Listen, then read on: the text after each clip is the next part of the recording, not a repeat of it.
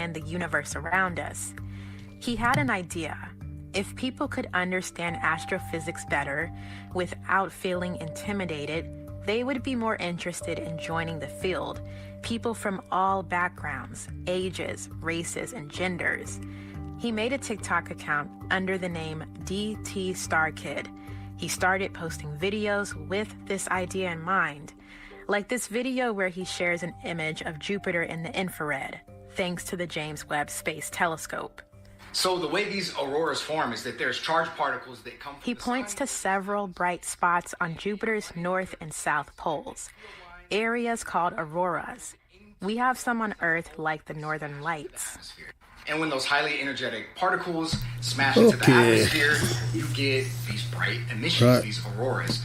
This is one of the things I love about Jupiter. It puts on these driving huge this truck trying to level up on this character. There are layers in Jupiter's atmosphere where it literally rains. Currently in level 3, or I get to level 10. And all the meanwhile, Jupiter I've not got my own truck yet. The Earth from just going to be driving around doing jobs. Another fact. What a flex. What a flex. And listening to the talk radio. Has expanded his science communication offline. He speaks at schools and astronomy shows, sharing his passion and his journey, and hopes to get people interested in the field. Like Braylon, an 11-year-old black boy in Southern California who has always been interested in anything related to science. One of my earliest memories from when I was like 2 or 3, me, my mom, and my dad used to play this animal game where you have to match a letter to an animal. My mom and dad said like horse or zebra, and then when the letter S came up, I said siphonophore, and they looked at me like I was a crazy person. In case you're wondering, a siphonophore is a marine organism. Braylon and his mother, Rachel Carlat, found Dakota on TikTok, began watching his videos. When Dakota posted about a planetarium show where he'd be speaking in their area, Braylon and Rachel got tickets. I knew it was something that he would be super interested in, so we do a lot of things like that. We spend a lot of times at the museums, we go whale watching, we do all of the things that pertain to science, aquariums, a lot of educational things. They also got to meet Dakota at this show. I've never really even heard, let alone seen, a black scientist.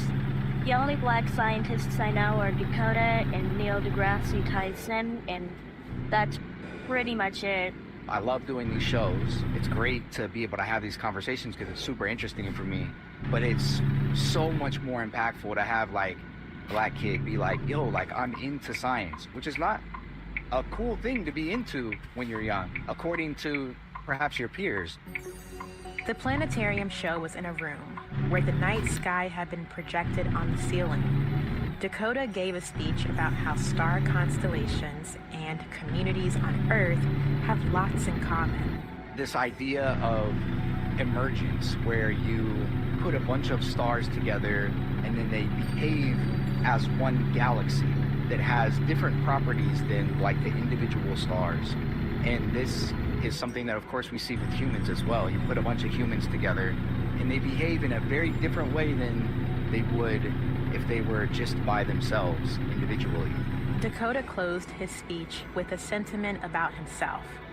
He talked about his journey into astrophysics, how science wasn't seen as a cool thing in his circle of friends, how when he was growing up, there was little space for little black boys to feel comfortable pursuing physics or anything science related. His message was not to let anyone deter you from a subject you're passionate about, that if you think it's cool, it's cool. Braylon and his mother, Rachel, remember it well. Remember his speech, right? Share with her what you shared with me about that. Oh, so after his speech, basically just a summary of it would be like, this is who you are, don't let anyone change that. And after that speech, I guess I felt empowered. But after that speech, we returned home, and next thing I know, I am on an Instagram story with Dakota. So when I saw that, I guess it was the first time I've ever really said that made me feel special, because my parents My mom and my dad have been telling me that since I was born, but this was the first time I've ever said it. And what did you say exactly? I said that I was special. Dakota Tyler is on TikTok as DT Star Kid. He hopes to complete his PhD on exoplanets in the next 2 years. For The Pulse, I'm Nicole Curry.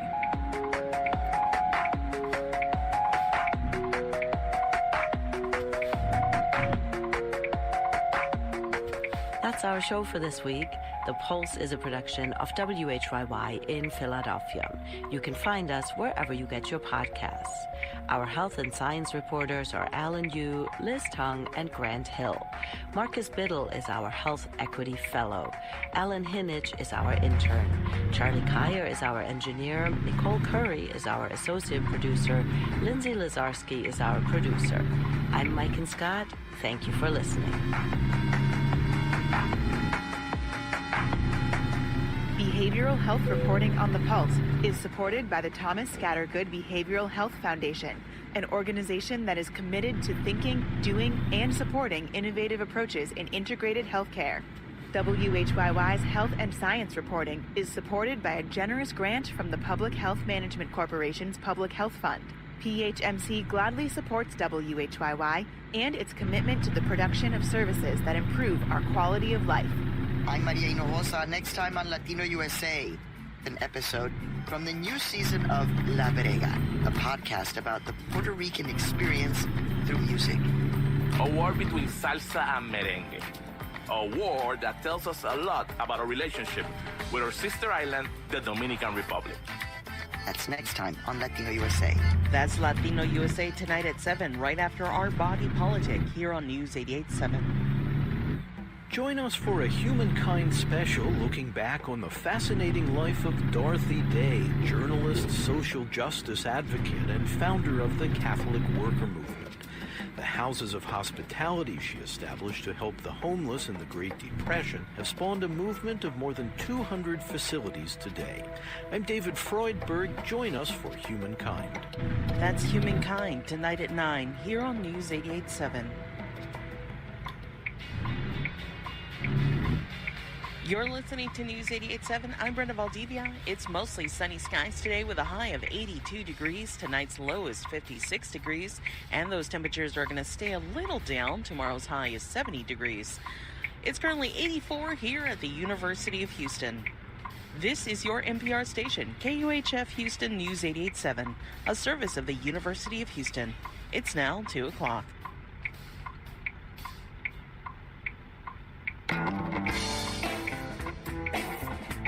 I'm Christopher Kimball, and this is Milk Street Radio.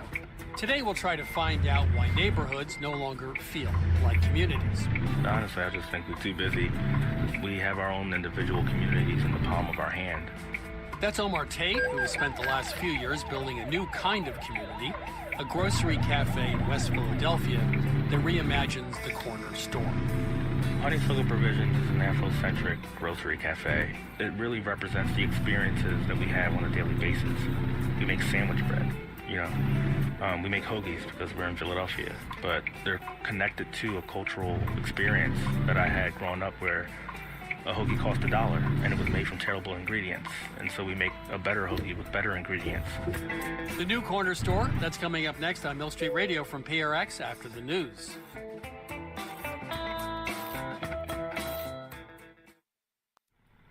Live from NPR News in Washington, I'm Nora Rahm. Clients of the collapsed Silicon Valley Bank are eagerly anticipating an outcome as regulators seek a solution to Friday's collapse. NPR's Amy Held reports the financial crisis of 2008 is informing the government response this time around. Across the Fed, the Treasury, and elsewhere, U.S. officials are working on what to do about the SVB collapse. House Speaker Kevin McCarthy telling Fox News they have the tools to handle this, and he expects they may reveal how before Monday morning. They are working to try to come forward with some announcement before the markets open. Treasury Secretary Janet Yellen told CBS's Face the Nation the response will not entail a federal bailout like the big banks got 15 years ago. The reforms that have been put in place means that we're not going to do that again. Yellen says they're focused on avoiding contagion after regulators shut SVB on Friday, stranding billions of dollars from thousands of companies and investors. Amy Held, NPR News. More rain and snow are expected this week in parts of California after weeks of severe weather. Officials warned of the possibility of floods and landslides. The Pajaro River reached its levee in Monterey County in the central part of the state. Gina Nieto is the Monterey County Sheriff. She says they have to stay vigilant. Folks, we are not done yet. We are dealing with rain and wind events that I can only describe as a super soaker saturation event. The California Highway Patrol is warning people to stay off flooded roads. Captain Ian Troxell says they've had to rescue many people in stuck vehicles. The Coast Guard is investigating an incident off the coast of San Diego last night. Officials say 2 boats suspected of smuggling migrants approached the shore in heavy fog. One of them capsized. 8 people were killed. A search is underway for 7 other people believed to be missing. Protests continue in Israel this weekend against the government's proposal to weaken the powers of the Supreme Court. NPR's Daniel Estrin has more from Tel Aviv. Israeli media reports several 100,000 demonstrators rallied Saturday night in cities across Israel. Prime Minister Benjamin Netanyahu accuses his political opponents of trying to topple his government. It was the 10th weekend in a row that protesters have flooded the streets, protesting attempts to pass laws that would limit the Supreme Court's role in Israel's balance of powers. Israel's right-wing government is continuing to advance the legislation toward a final vote in the coming few weeks. And in the West Bank, the Israeli military says it killed 3 Palestinian militants who opened fire on troops, just the latest shooting in a year-long cycle of Israeli-Palestinian violence that's been one of the worst in years. Daniel Estrin, NPR News, Tel Aviv. This is NPR News. Former Vice President Mike Pence told a Washington dinner last night that history will hold former President Trump accountable for his role in the January 6th attack on the Capitol. He called Trump's speech that day reckless, that it endangered his family and everyone there. After the speech, Trump supporters stormed the Capitol, attempting to stop the Congress from certifying that President Biden had won the election. Health Secretary Javier Becerra pointed to COVID-19, gun violence, and mental health support as key issues affecting American life expectancy. NPR's Selena Simmons-Duffin has more. While countries all over the world saw life expectancy fall in the first year of the pandemic, most rebounded in 2021. The U.S. did not. U.S. life expectancy is now 76, a full 6 years lower than the average of other similar wealthy countries. At a press conference, Health Secretary Javier Becerra said COVID-19 and vaccine hesitancy is one reason, but not the only one. There are far too many people, including young people, who are dying from gun violence. Most people wouldn't call that a healthcare issue. We consider gun violence a healthcare crisis. The puzzle of low American life expectancy despite high spending on healthcare has long been studied. Some experts have even called on the Federal Health Agency to form a commission to focus on improving the quality and length of American lives. Selena Simmons-Duffin, NPR News. Hollywood honors its own tonight with the Academy Awards. Among the nominated, Everything Everywhere All at Once and Top Gun Maverick. I'm Nora Rahm, NPR News. Support for NPR comes from NPR stations. Other contributors include American Cruise Lines, cruising the Maine coast, where travelers can experience a lobster bake and explore New England's maritime heritage. Learn more at americancruiselines.com/NPR.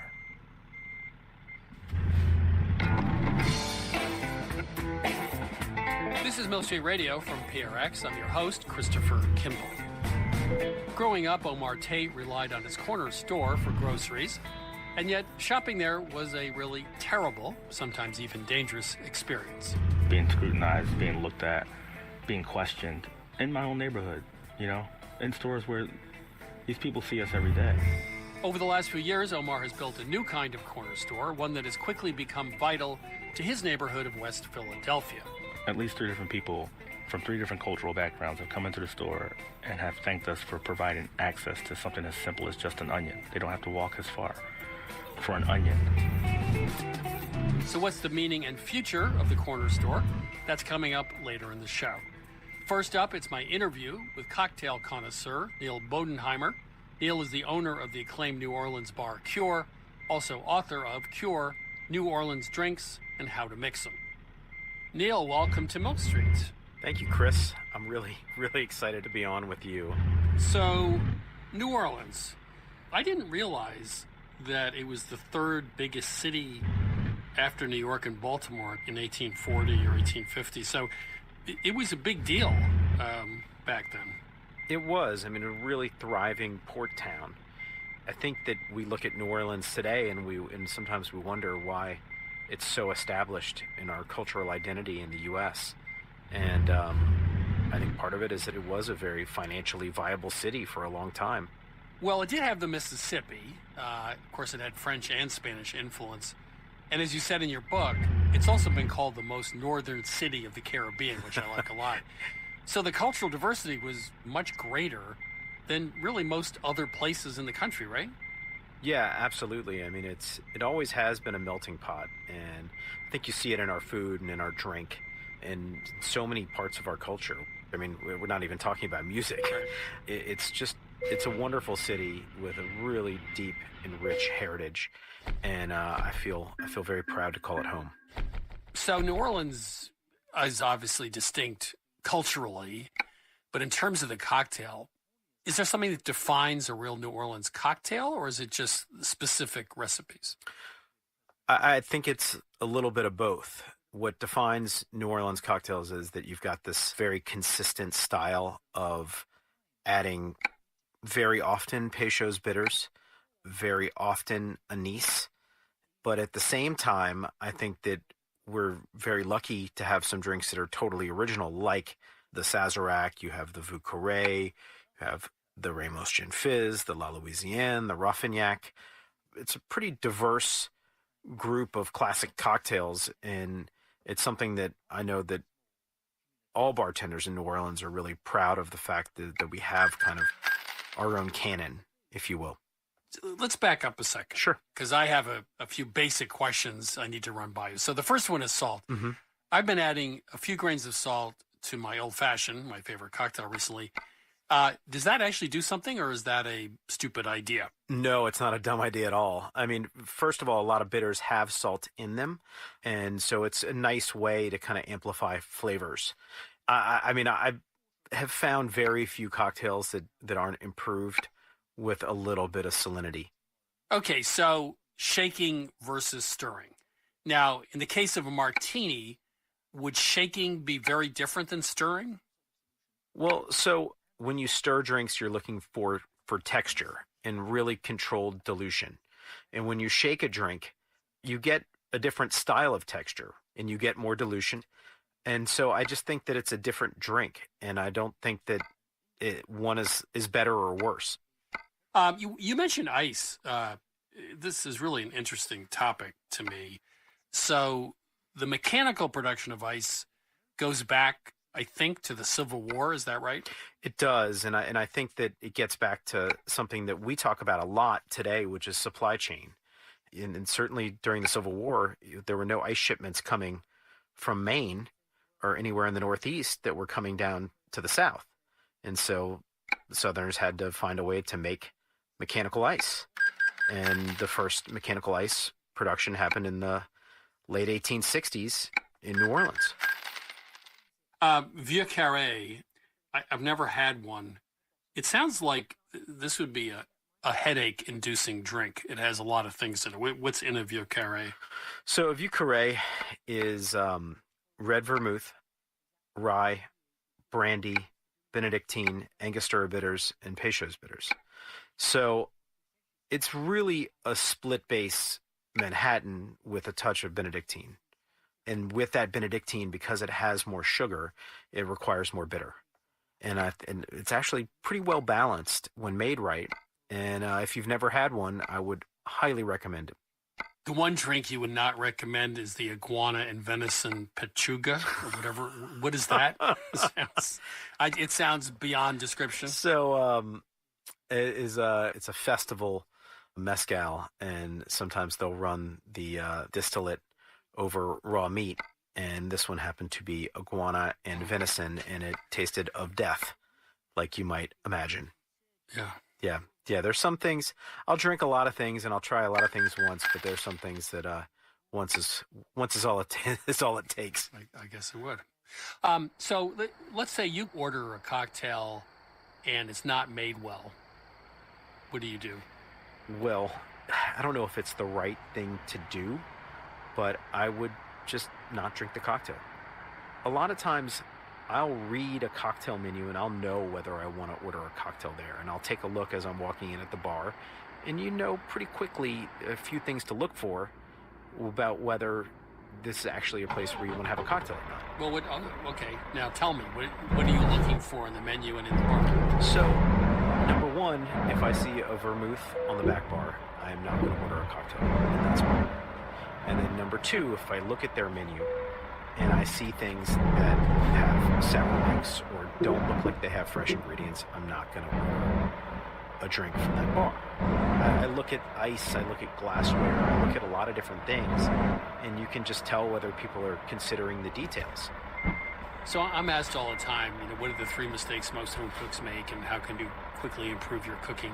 So if I turned that around on you and said, are there a couple of things you notice about people making cocktails at home they could quickly improve? What would they be? Bitters. I really think that people are afraid of bitters because they don't understand how they work. I think that anytime you use flavor connectors, it's like MSG in cooking. It's like salt in cooking. Like, you need things to amplify and to connect. And I think once you learn how to use bitters, they are your best friend in cocktails. So is there a recipe, something that I'm not probably familiar with or most listeners are not familiar with, you think, is it the Sazerac? Is it the Fizz? Is there a drink that most of us have not had we should have? Yeah, I would say that there are a lot of drinks in this book that most people have not had. There's some obscure New Orleans drinks that are wonderful, but I think everybody should know how to make a Ramos Gin Fizz, and we go into a lot of detail about how we make ours. How do you make it? So for us, it starts with building the foam, right? Building the egg white foam.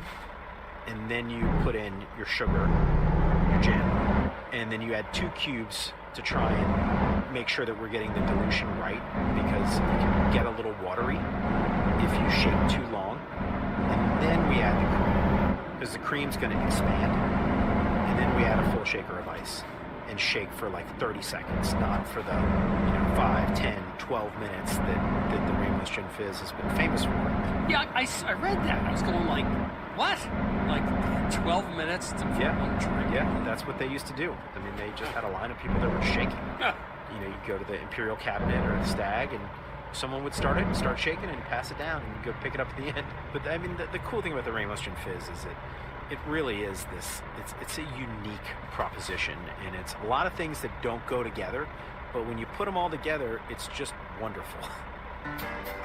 Neil, it's been a pleasure. I got to run out and get a Ramos Gin Fizz. Thanks. Yeah, thank you. Thank you so much for having me. That was Neil Bodenheimer. He's a New Orleans-based restaurateur and author of Cure, New Orleans Drinks and How to Mix Them. Now it's time to answer your cooking questions with my co-host, Sarah Moulton. Sarah is, of course, the star of Sarah's Weeknight Meals on public television, also author of Home Cooking 101. Sarah Moulton, how are you? I'm good, and I'm ready to hear what people want to know. Let's open up the phone lines. Yes. Welcome to Milk Street. Who's calling? This is Palm. Hi, Palm. Where are you calling from? From Mount Desert, Maine. How can we help you today? I've gotten into making croissants at home. Yikes. And I actually find it quite pleasurable. Laminating all of that was great. And then I think I'm not getting the rise done correctly, because I see in some places people get a wobble in their croissants before they go in the oven. And I can't get it to wobble. So when you talk about wobbly, for people who don't know, the thing is with croissant, you don't want to touch them. You don't want to lose any volume at all. So you have to sort of shake them and see if they're doubled. So what we're talking about is She the can't get a final rise. wobble. After you shake the croissant, you need to put them into a moist environment. The New York Times has a wonderful video by Claire Saffitz, Saffitz. What Claire does is a large skillet of boiling water, and she puts that in and closes the door, obviously, before she starts to shake the croissant. And I believe in her case, it was about 2.5 hours. How did your croissant taste and look? They look fantastic and they tasted great. But I was wondering... Then don't worry about the wobble. To hell with the wobble. You know? I don't know. Chris, do you have any thoughts? First of all, I applaud you for doing it. Me too. I think it's fabulous. Well, you're from Maine, right? So are you dealing with a pretty cool kitchen when you do this? A lot of the times I'm kind of doing this in the middle of the night. Okay. I make a lot of pizza dough, and I find in a cool kitchen that the rising times can be 100% longer. Yeah. Another thing you can do, it's a little dicey, but you can turn your oven on to the lowest setting for about 10 minutes and then turn it off and let it sit 10 or 15 minutes. And so it's a proofing box, but it's going to be a little warmer. It is a little tricky, but I think that would also be something to test. I've tried that, and I had some butter leakage. Yes. As I said, that's walking on the wild side. The other question I have is yeast. What kind of yeast are you using? Caputo's instant dry yeast. Okay. I think it's about temperature, because I know that when making pizza, it's all about temperature. And, 65 degrees versus 75 degrees makes a huge difference. So that would be, I think Sarah's right. The cast iron method from Claire Saffitz, from Bon Appetit fame, that would definitely solve the problem. I think your standards are too high, too. I think you're making beautiful croissant. You just can't admit it. Are they nice and crackly and crispy on the outside and soft on the inside? They are. Okay. Well, on a scale of 1 to 10, it sounds like you're 9.8. So I think you're good. Thank you. Yeah. All right. Well, Baum, thank you so much. Yeah, thank you. Thank you very much. Take care. Bye-bye. Bye. Welcome to Milk Street. Who's calling? Hi, this is Joseph O'Kelly calling from Sugarland, Texas. How are you? Good. Yourself? Pretty good. How can we help you? Currently living in Texas, as I said, but I'm originally born and bred and grew up in the west of Ireland, in Galway. And, when I first came to the States, I learned about corned beef and cabbage, but had never, ever eaten it in Ireland. Of course. We made something up here, right? Yeah, well, and if I was at home and I was going to cook something like that, I'd be doing bacon and cabbage, where, a very popular style of cured bacon. It's something that I've always wanted to try and make at home. And when I read, this bacon is done by something called the Wiltshire cure, which is a wet cure. So my question really boils down to, do you know, or have you tried doing any kind of a wet cure like that to create this boiling bacon? I've done some curing, but this is not my area of expertise. My understanding is, maybe you can help me, I don't think this is bacon cut from the belly. I think this is more from the back or shoulder. And I think it's leaner than typical American bacon. A friend of mine, Meathead Goldwyn, has a website called AmazingRibs.com, where he has a recipe for making Canadian bacon. I think Canadian bacon is very similar, but it's smoked, and your bacon is not smoked. Is what you're familiar with meatier than American-style bacon? Well, yeah, so I should have clarified that. When we talk about bacon, we're talking about all cuts of pork. It could be like a ham cut.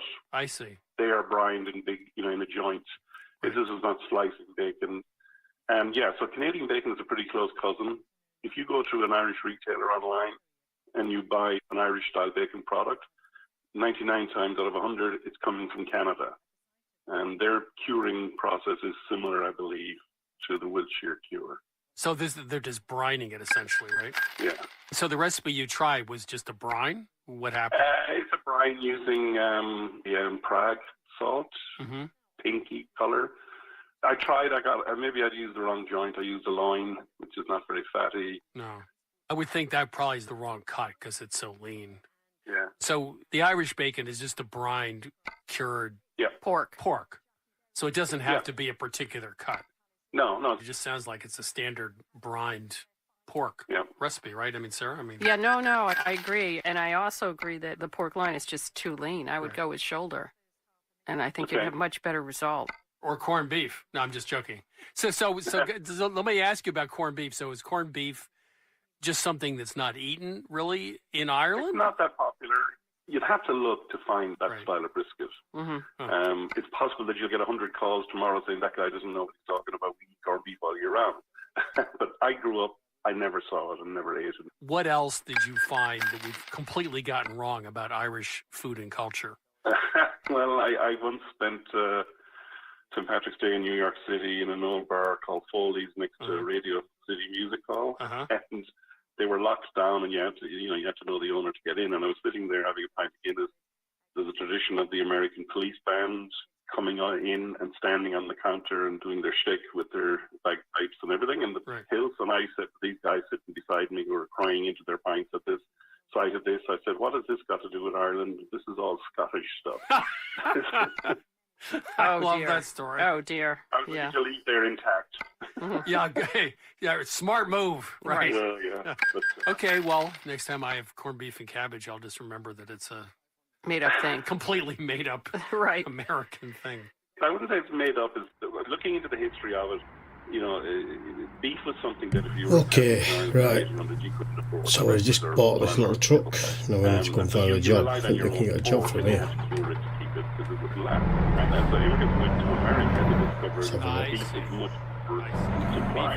There's a job available. Well, thank you for calling. We got a history lesson. Can't drive over there, can I? Take care. Okay, guys. Thanks. Bye. This is Milk Street Radio. Sarah and I are ready to take your calls. Give us a ring, 855-426-9843. That's 855-426-9843. Or email us at questions@milkstreet.com. So this is American Truck Simulator. Milk Street, who's calling? This is Ben. Hey, Ben, how are you? It's a little bit harder than good. How are you doing? Euro Simulator, I think. Maybe we can help you? Especially for parking. Well, this is actually my third time talking to you guys now. I am the falafel guy. Oh, yeah, you're the falafel guy. All right. Yep, I called a few months ago. I'm here. We were all kind of San Diego. stumped about how to get, the crispy falafel, and I have good news. I want to go to... For the most part, we've got it figured out. I'm going to go this way, I think. Tell us. All right. Tell us. We're on the edge of our seats. Carlsbad. I'll tell you. So here's what made unable the to difference. find jobs. First off, I switched the recipe a little bit. I know, Sarah, you had recommended a recipe by Inad Admini. I'm not doing right. My mom got me a cookbook from Anissa Helu called Feast. That's a great book, yeah. It is fantastic. I did use the There's falafel no recipe. jobs. I doctored it a little bit. No just jobs, though. used the parsley, I think. It calls for Open them up. cilantro, but I basically kept it the same. It calls for fava beans and chickpeas, but I just stuck with the chickpeas. Yeah. And once I did that, it was pretty much the same recipe, kept everything the same, didn't add any flour to it. But what really San made Diego. the difference I'm was going to what go you guys to had recommended, Carlsbad. frying it on a little bit of a lower temperature for a little bit Is there anywhere? longer No. with I've neutral already done oil them. other than canola. Once I used the grapeseed oil, I go let it go to for a little bit longer, lower Los Angeles. temperature. They came out super crispy, super fluffy on the inside. They were actually like crunchy, exactly how I wanted them to be. You know, what's really interesting is that since we spoke, we one of my editors was in We'll check our Jordan. job. We developed the recipe as well. It's exactly the same as yours.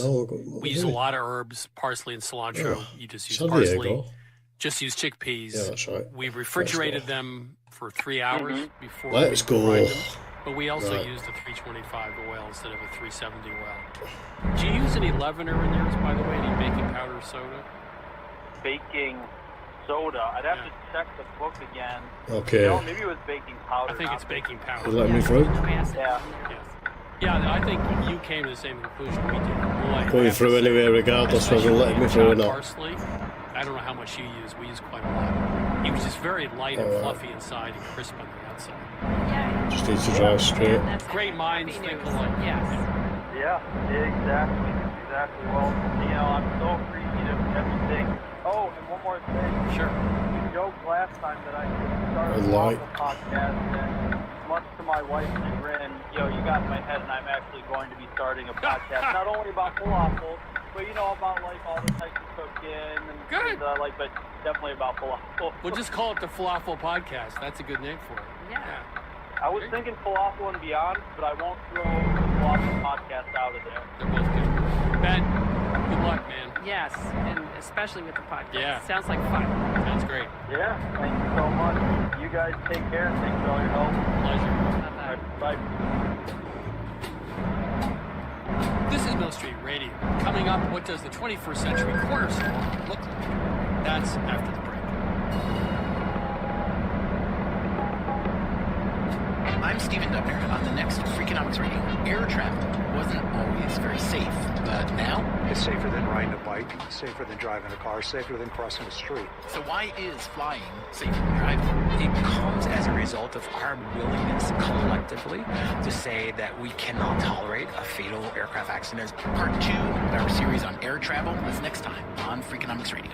That's Freakonomics Radio tomorrow night at 9 here on News 88.7. Support comes from Opera in the Heights, presenting Verity's masterpiece Rigoletto, with performances March 25th, 26th, 31st, and April 2nd at Lambert Hall. Tickets and information at operaintheheights.org. I'm David Warren. Today through March 12th is our PBS TV Drive. We are asking you to help ensure PBS programming is available for the next generation of Houstonians. Give now and your gift will be matched dollar for dollar. Go to HoustonPublicMedia.org/donate. You're listening to News 88.7, your NPR station. It's 84 degrees here at the University of Houston. This is Mill Street Radio. I'm your host, Christopher Kimball. Right now, it's my interview with Chef Omar Tate.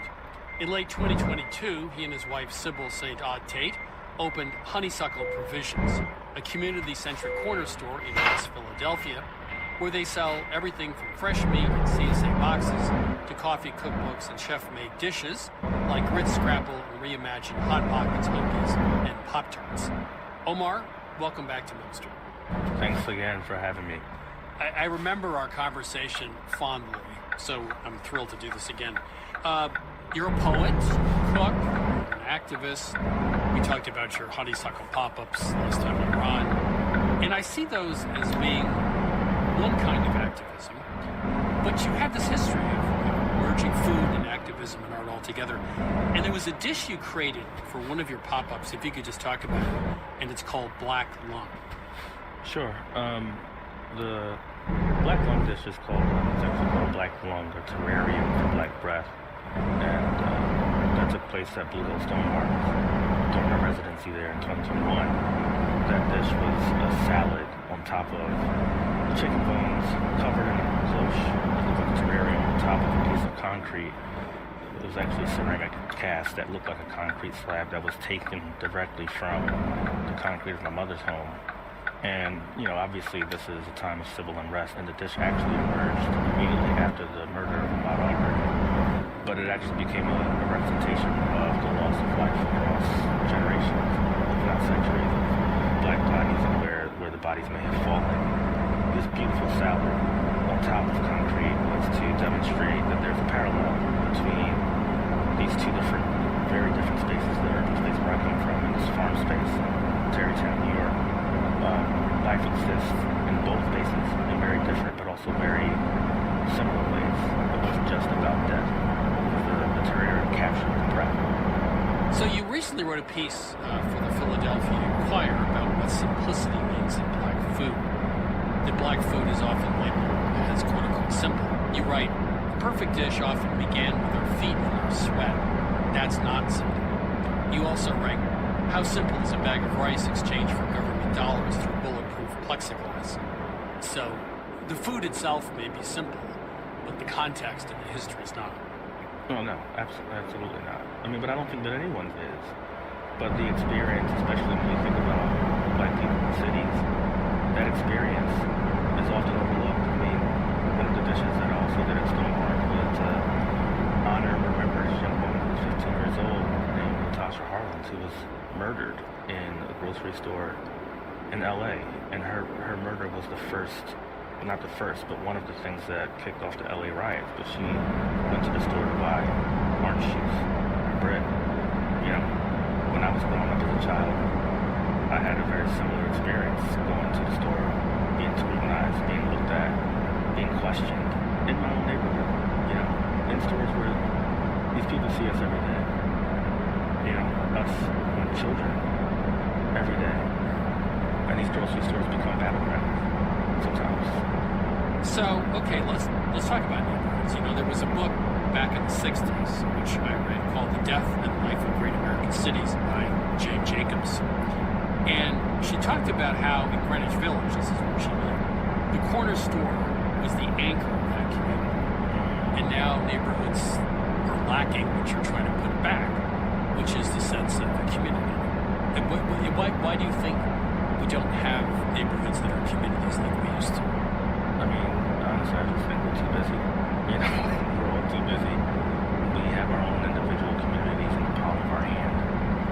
But also, I would say that when I was growing up, I mean, the grocery stores were hubs, libraries were hubs, playgrounds were hubs, but the matriarchs in our communities were always present.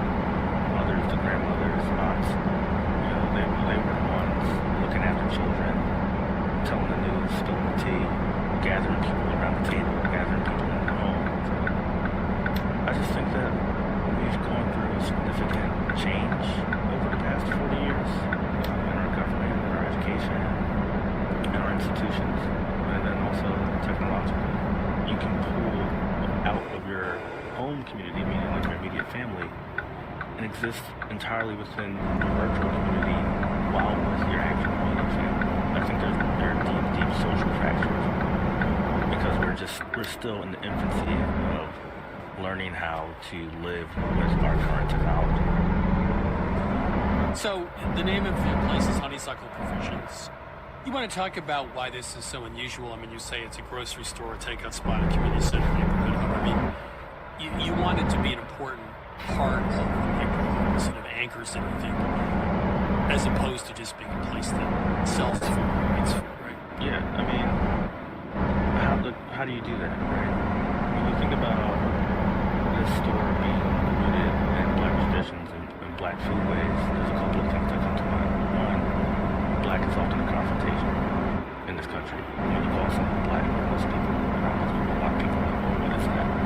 So we had to make it universal. One of the most beautiful things that happened to say as we've opened is that, you know, because we provide fresh groceries in an area that separates 4 different neighborhoods, at least 3 different people from 3 different cultural backgrounds have come into the store and have thanked us for providing access to something as simple as just an onion. They don't have to walk as far for an onion. And to make this place universal, I think the grocery aspect is that one thing everyone needs, fresh food, right? The other thing is that every single thing across the board tastes delicious, and if it didn't, it just wouldn't be on our shelves, it wouldn't be on our menu. And then the beauty of all that is that it just so happens that it's Black. I think we talked about this last time. Black food, it depends on where you live, where you grew up. You know, if you're in Arkansas versus Chicago, out west, east, it's complicated, right? Because there are lots of different definitions of Black food. Or do you think that there is some way to define it in some consistent, homogeneous way? I don't think it's the latter. Black food is whatever we're eating, you know, which is why I feel like the store, if you walk in, it doesn't fit within the framing of what one would call Black foodways or Southern soul, you know, the soul, that is the foundation of what we do and how we eat. But, you know, there's intricacies and subtlety there where it really represents the experiences that we have on a daily basis. We make sandwich bread, you know. We make hoagies because we're in Philadelphia, but they're connected to a cultural experience that I had growing up where a hoagie cost $1 and it was made from terrible ingredients. And so we make a better hoagie with better ingredients. It's connected to Sybil's Haitian heritage, incorporated the diaspora, which is always the constant, like, ephemeral reminder that this cultural experience that we all share as Black people in America goes back further, goes across oceans, you know, and hops across the water. So I think that Black food is definitely undefinable. It really represents the experience of being an African American.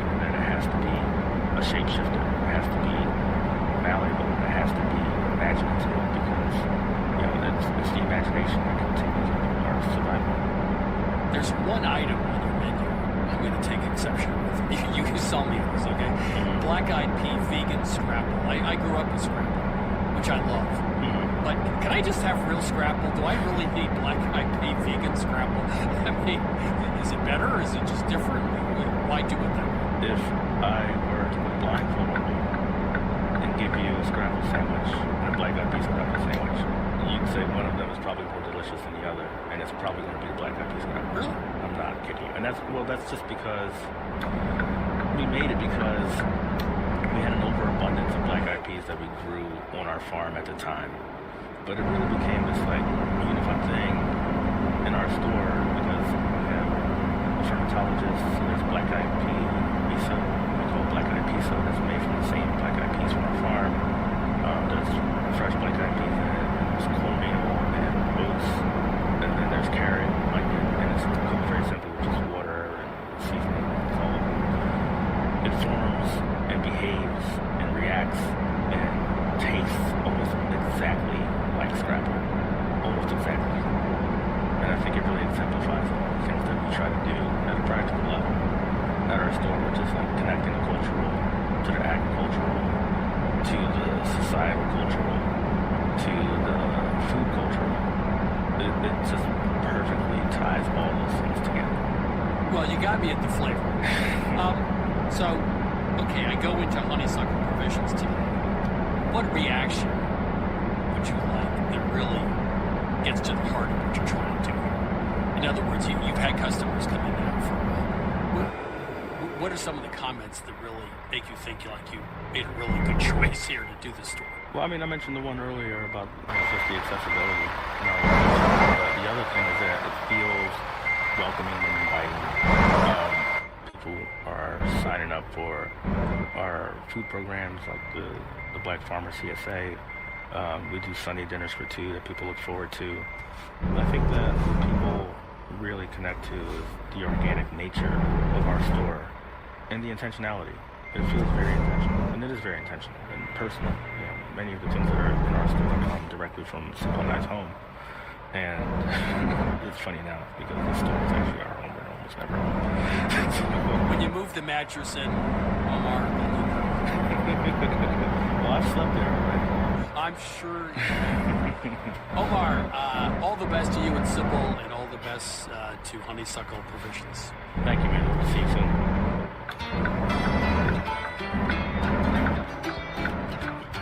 That was Omar Tay, co-founder of Honeysuckle Provisions in West Philadelphia. I recently purchased a book of all of Vermont photographs and discovered that our nearby town had a library, hotels, restaurants, general stores, and sidewalks that were made out of both marble and slate. Townspeople were photographed sitting on windowsills, watching the world go by right there on Main Street. Today, the main attraction in town is Stewart's, a small hardware store that carries literally everything, an Agway, a restaurant that never seems open, a car repair garage, and a Napa Parts outlet.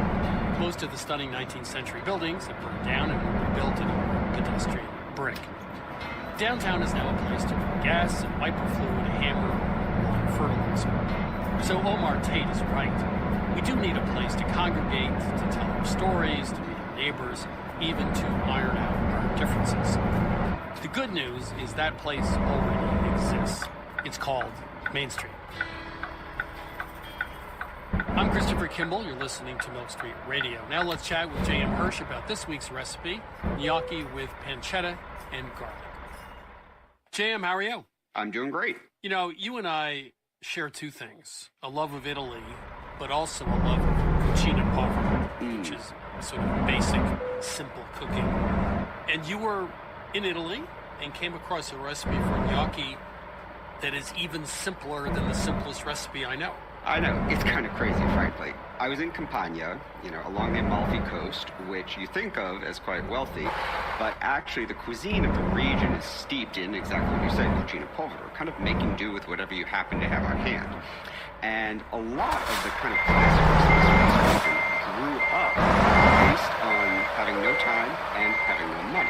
So people had to not just make do with what they had, but they had to kind of cook it as quickly as they could, or cook it for hours and hours and hours while they were out in the fields and just kind of ignore it. Well, I encountered a variation on gnocchi that uses the cook it as quickly as you can with as little as you can. And this was gnocchi for people who couldn't even afford the potatoes. It uses nothing but flour and water. That's interesting. So, besides the frugalness of it, which I applaud, did it make for a worse gnocchi without the cooked potatoes? What is it like? Well, that's the thing. I mean, the perfect gnocchi, of course, is pillowy soft, right? And I was expecting the worst because I was at La Vecchia Cantina, a restaurant in Ravello, and the chef, Antonio Cioffi, started by toasting some flour in a skillet and then just adding water and making what looked, frankly, kind of appealingly like oatmeal. And I thought, there's just no way that this is going to be light and pillowy like a proper gnocchi should. And he cooked it very briefly in the skillet, then turned it out onto the counter and started working the dough and used the same shaping technique that we would use for potato gnocchi. And I was shocked at how good and how light and delicious they were. Frankly, if you had told me they were made with potatoes, I completely had believed you. Why wouldn't this end up having the texture of pasta, which is flour and water, essentially? How does it get the lighter texture? He's beating a lot of air into it as he cooks it in the skillet. The pasta dough, you need it pretty aggressively. And in this case, yes, he works it in the skillet, working some air into it, but then once it's in the oven, he really just shakes it. It comes together very quickly, and it somehow just retains that airiness in the cooking. I could not believe how good and how light they were. And he dressed it, any number of ways. Probably my favorite way, and the way that we adapted at Milk Street, was simply in the skillet with some pancetta, some garlic, olive oil, lemon, and Parmesan cheese. I mean, it was just perfect. You don't want to get an overwrought sauce on something like this. You want to let the gnocchi really shine on their own, and this was just the perfect sauce to do it. He didn't throw some wild boar sauce on his ragu. No, exactly. I mean, there was a lot of flavor, but he still kept it very light. That's really appealing. Gnocchi di farina, just a flour gnocchi with pancetta and garlic. Cucina povera from Campania. Thank you, Jam. Thank you. You can get the recipe for gnocchi di farina with pancetta and garlic at milkstreetradio.com. You're listening to Milk Street Radio. After the break, J. Kenji Lopez-Alt shares the best ways to use up leftover scallions. We'll be right back. It's been 1 year since Russia invaded Ukraine. Kyiv remains under attack today from Russia. Russia still denies deliberately hitting civilians, but its track record in urban areas is not good. President Zelensky has mobilized the entire nation, and you're meeting men of all ages who say they're going to fight for their country. Join us for a special report from NPR News about how the world has changed and what comes next as the war drags on. That's tonight at 8 here on News 88.7. If you've downloaded the PBS Passport app and enjoy the exclusive content for $5 a month, thank you for taking the first step. But now it's time to build toward the future. When you increase your donation to Houston Public Media, you help fund more original PBS and NPR programming. That means more local shows, more exclusive specials, and near and dear to my heart, more educational content. Help us continue our mission to educate and engage our community by going to houstonpublicmedia.org/update. You're listening to News 88.7, your NPR station. It's 84 degrees here at the University of Houston. You're listening to Milk Street Radio. Right now, Sarah and I will be answering a few more of your questions. Welcome to Milk Street. Who's calling? My name is Mare. Where are you calling from? From New Jersey. How can we help you today? I have a recipe from a cousin. It goes under the heading of mousse, although it's not a traditional mousse. It's really, really simple. It's made with milk, chocolate chips, egg, sugar, and vanilla. The chocolate chips, the egg, the sugar, and the vanilla go in the blender. The milk gets heated just to boiling, and then blended for a minute. And then you pour it into little rounds. Put it in the fridge for maybe 4 hours. It's always been made with Nestle's chocolate chips. And in these later years, it just has refused to set up. Sort of gets to a pudding stage and doesn't get the melt. I've tried about every kind of other different brand of chocolate chip I can find. Nothing says that. Wow. That is wild. I have the answer. I have the answer. Oh, you do? Yeah. Okay. Pick me. All right. Chris is bouncing up and down. I think that, well, I know the chips are full of other things like emulsifiers and lecithin and everything else. And those other ingredients mean that when you melt chocolate chips, they're very different than melting chocolate, right? It's just a totally different thing chemically. I think it's those emulsifiers and other ingredients that made it set up properly in the original recipe, even if Nestle claims they haven't changed the formula. My guess is they have done something differently. I suspected that the chips might have been reformulated with more sugar. I don't know, hygroscopic, is that what I would say? Very good. Hygroscopic means it attracts moisture. Yes. So what would you recommend to fix it? Let me ask a question. You've tried all the different brands and none of them have worked? There's a small wrinkle to that. At a certain point, I came home with chips from Costco, the Kirkland brand, and they did work. But when I went to buy more, they were off the shelf. Then a little bit later, they returned to the shelves, and they didn't work. Wow. This is like a murder mystery. How much dairy is in the recipe versus how many cups of chips? It's 3/4 cups of milk and 6 ounces, 1 cup of chips. Well, another thing you might try, I'd increase, you said 6 ounces of chips. I would increase the chips. Try 50% increase in chips and leave the dairy where it is. If the amount of emulsifiers or whatever's in the chips is less for whatever reason, that might help solve the problem. There's 2 tablespoons of sugar. Is it worthwhile reducing that? These are sweet chips, right? Yeah, well, semi-sweet. Semi-sweet. Yeah, I don't think the sugar is going to interfere. Do you think with the no? But you were thinking that we were all thinking that's what. Yeah. Okay. Yeah. Take it down to 1 tablespoon. Yeah. And the other thing that I tried half-heartedly the last time I made this was to not do the full 6 ounces of chocolate chips, but mix chocolate chips with a bar of Ghirardelli. And it didn't work. No. Look, the chips are designed not to melt in a chocolate chip cookie, right? I mean, that's the concept. Right, to hold their shape. So they obviously have stabilizers and emulsifiers in them that chocolate does not. So I would expect regular Ghirardelli not to work compared to a chip. I try more chips, use cream, and then cut the sugar to 1 tablespoon from 2. And let us know. This is really interesting. It is. Yeah. I thought I had the answer. It will. Maybe I did. All right. I'm very curious. Thank you for your help. Yeah. Well, thank you. Bye-bye. Bye-bye. This is Milk Street Radio. If you need some inspiration, give us a call, 855-426-9843. 855-426-9843, or simply email us at questions@milkstreetradio.com. Welcome to Milk Street. Who's calling? Hi, my name is Brooke, and I'm calling from Providence, Rhode Island. I'm a huge fan of both you, and I'm thrilled to chat with you today. Well, that's a good start. Yes. Things can only go downhill from here. Yes. I'll start at a high point. How can we help you? All right. Well, my question is about pressure cooker. Yeah. I recently got a stovetop model, not the countertop kind that you plug into an outlet. My question to you is, do you have tips on how to adapt the existing recipes for this type of cooking, both from the traditional oven recipes and recipes designed for the countertop models? I've made a few dishes that didn't come out great, because I don't have a great sense of how long to cook certain proteins and how much to cook that. I've used stovetop models a lot. The thought is electric models don't get up to the same level of pressure. And then the other thing is, people say that some of the steam releases more of a stovetop model, so you might add a little more liquid. But I would say all you have to do is keep in mind that a stovetop model might be cooking at higher pressure, cook a little faster. But it doesn't matter that much. I mean, if you're cooking, let's say, cut up pork butt, or you're cooking chicken legs, if you cook chicken legs 25 minutes instead of 20 minutes, it just doesn't really matter that much. What is it that you were cooking, and what was the problem? Brown rice. It came out kind of dense and gummy.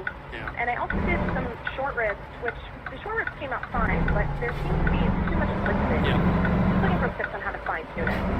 In a pressure cooker, you're not going to lose moisture as you cook, and therefore you're going to have a lot of water release. So if you're cooking meat, by the time you finish cooking it, a lot of the liquids come out of the meat, and that'll happen no matter what kind you use.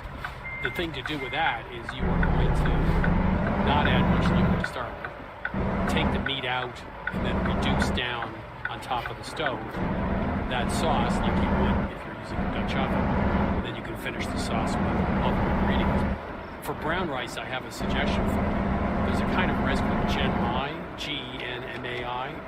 It's quote-unquote brown rice, but it cooks in the same amount of time as white rice, the same amount of water. It's fabulous, has a deep, nutty flavor, and it cooks like white rice, and that solves your brown rice problem. Sarah? Brooke, did you look at the manual? I did. Because that should be your main point of reference, even though it's probably somewhat limited. There is a book called Cooking Under Pressure. It's Lord Assassin's book. Yes. And that's the book I used when I was teaching myself pressure cooker.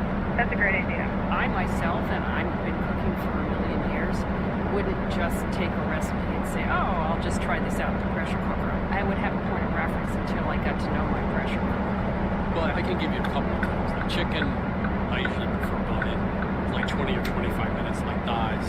That's just a good rule of thumb. And then meat cut up, like a pork butt or shoulder, is usually 40 minutes or 45 minutes, something like that. So that's sort of things I keep in the back of my head. Yeah, I absolutely think you need a book. You need a point of reference to start with, and then you'll get wings, and then you'll know what to do. It's like anything else. It's like getting to know your stove. Every piece of equipment has its own quirks, and you just have to... It's like getting married for the first time. Come on. It's like it takes a little while to get used to the idea, and then everything's good. Yeah. This has been perfect. Thank you so much. I'm going to try the book and stop trying to adapt other recipes, and we'll go from there. Thank you so much. I really appreciate all the advice. All right. Thanks, Brooke. Bye-bye. Bye. I'm going to write a book called Marriage as a Pressure Cooker. Marriage Under Pressure. I like that. Okay. You're listening to Milk Street Radio. Next up, let's see what's inspiring Jay Kenji Lopez-Alt in the kitchen. Kenji, what's going on this week? Yeah, I've been thinking about scallions, because oftentimes, I buy a couple bunches of scallions. I use some for a recipe, and then, I have a bunch left. And there's people who say you can stick them in a glass of water and let them regrow until you have enough to use for another recipe, et cetera, et cetera. I find that they kind of lose flavor that way. But what I like to do at home is I make a infused scallion oil.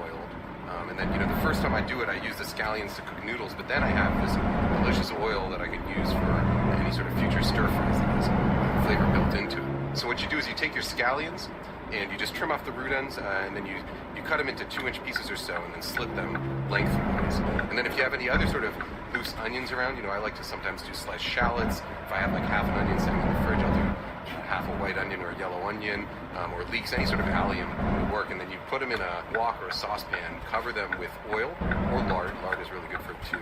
And then basically just over very moderate heat, medium low heat, you let it come up to a sizzle. And you stir it once in a while and just sizzle everything until the scallions start to turn a little bit brown and tender. And then you can strain that out. And then, the scallions that you get out of it have this really nice intense flavor, this really nice sweetness that comes from the browning. And so what you can do is take those scallions, cook some noodles, something like chow mein style or lo mein style noodles, and then toss them with those scallions with a little dash of soy sauce, a little bit of sugar and those scallions, and just a bit of the cooking water. It makes a really delicious dish. But then, the best part is that once you've strained out those scallions, you have however much, a cup or two of scallion oil. So next time you're stir frying and the recipe calls for just a neutral oil, like canola oil or whatever it is, you can use this scallion oil in its place, and so you're kind of layering on flavor from the previous cook. What kind of oil do you use when you're stir frying using what? It depends. So either peanut oil or something like a rice bran oil, but and really any oil that is safe for high temperatures. Sometimes if I'm doing a Sichuan dish in particular, I'll use toasted rapeseed oil, which is difficult to find in the U.S. It's called Kaiziyu, C-A-I-Z-I-Y-U. YOU sometimes. Luckily I found it in my local market in Seattle at the Chinese market here. But this, roasted rapeseed oil is sort of an essential flavor of Sichuan cuisine. I often also use lard, just the blocks of lard that you can find next to the shortening, especially for noodle dishes or things where you want the oil to kind of stay put on the noodles. Lard is a little bit thicker than regular vegetable oil, so it tends to coat noodles and things like that a little bit better. But isn't the lard you buy at the supermarket, it's not leaf lard, it's from all over the pig, and it has a very porky flavor, right? It does, yeah. So it's something that, maybe doesn't go in your apple pie, but it works well for stir fries. Yeah, it definitely has a sort of porky flavor to it. So one last quick question. If you're going to heat up a wok for stir frying, Do you heat it up without oil in it or with oil? So I do it without oil. I've read in various sources, both in Chinese and in English, that there's this old saying that a hot wok in cold oil means no sticking. What I found is that you can add the oil at the beginning and get your wok nice and piping hot and cooking it, and you won't have any sticking. But the problem is that if you preheat your wok with the oil in it, by the time the oil is actually heated up to the point that you can cook in it, it's already started to degrade, and you'll get some of those sort of burnt flavors, and it'll start smoking heavily. So with Western cooking, if you're going to sear or saute something in the skillet, you can put the oil in early on, and then you know that just when it starts to smoke is when you're at searing temperatures, or when it starts to shimmer is when you're at sauteing temperatures. But with a wok, you typically go even hotter than that. So that's why with the wok, what I do is usually I'll take a paper towel, rub just the thinnest layer of oil into the wok. So that way I get a sort of indicator of the temperature, so it will start to smoke, and once it starts to really heavily smoke, then I know that I'm at stir-frying temperatures, and then after that I'll add the remainder of my oil and immediately get my ingredients into the wok, so that the oil doesn't really have time to break down. Kenji, thank you. Scallion oil, and a quick noodle. Thanks. Yeah, thanks for having me. That was J. Kenji Lopez-Alt. He's the chief culinary consultant for Serious Eats, a food columnist for the New York Times, and author of The Wok, Recipes and Techniques. That's it for today. You can find all of our episodes on Apple Podcasts and wherever you get your podcasts. You can learn more about Milk Street at 177milkstreet.com. There you can become a member and get every recipe, access to all our cooking classes, free standard shipping from the Milk Street store, and more. You can also find us on Facebook at Christopher Kimball's Milk Street, Instagram and Twitter at 177 Milk Street. We'll be back next week, and thanks as always for listening.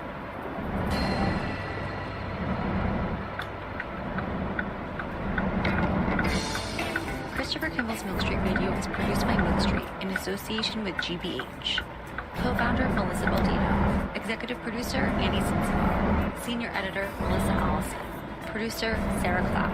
Associate producer Caroline Davis. With production help from Debbie Paddock. Additional editing by Sydney Lewis. Audio mixing by Jay Allison at Atlantic Public Media in Woods Hole, Massachusetts. Theme music by Tube Up Crew. Additional music by George Brindle Egloff. Christopher Kimball's Milk Street Radio is distributed by PRX.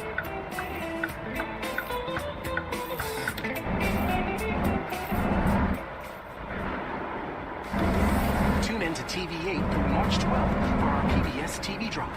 I'm Eddie Robinson, host of ICU. We are powered by you. When you give to Houston Public Media, you ensure that Greater Houston always has access to high-quality, community-oriented programming from PBS and NPR. Help educate and inspire Houstonians by tuning into the PBS TV Drive on TV8 right now by giving at houstonpublicmedia.org/donate. You're listening to News 88.7. I'm Brenda Valdivia.